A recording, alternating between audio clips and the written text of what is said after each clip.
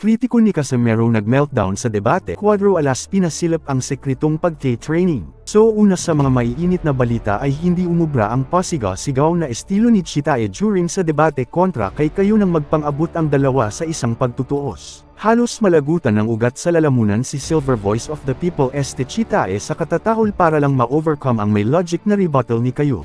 During sa kanilang mainit na diskusyon ay sinubukan ni Chitae na malaitin at tinawag na hindi legit vlogger ang kalaban dahil wala itong plaque ni YT bilang pagkilala sa dami ng community nito. Pero banat ni kayo na nakakahiya dahil may silver button ka nga pero aminado ka naman bilang bayaran na vlogger.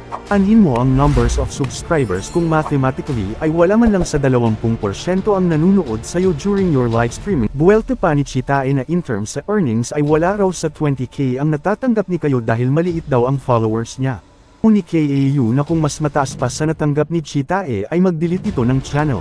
Na hindi naman kinasahan, kaya para maluso ang kasinungalingan ay kaagad pinasilip niya ang kanyang earnings sa buwan ng December of 2024 na umabot ng almost 160,000.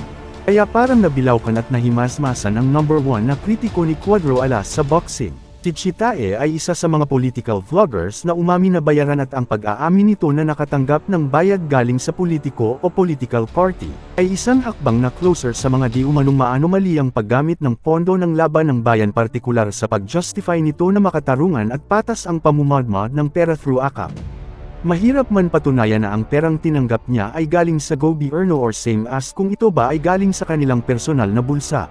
Kung totoo ang lahat ng ito ay masasabi ba natin na ang mga nasabing vloggers ang isa sa mga recipient sa AKAP at tupad? Sa kaugnay na balita ay kahit sa malaking channel na niya pinupost Silver Voice TV at hindi sa bagong page Silver Voice of the People ang kanyang political contents ay kulilat pa rin ito sa views. Lalo pa itong mga ngamoti sa darating na araw after na pulbos ni kayo sa kanilang debate. So kapag makita iyon ng kanyang sponsor ang mga past at current engagements at views ay for sure na lalo na itong magdadalawang isip na renew kung meron man silang agreement. Bilang tagapagtanggol at taga-atake sa mga Duterte.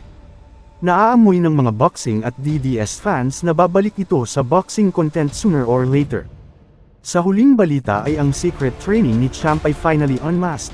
So tatalpak pa ba kayo sa potential na kalaban after learning na palihim na nag-training si Cuadro Alas? Ayon pa sa post ni Casimero na secret training pero now alam nyo na easy money na naman mga boss talpakan na.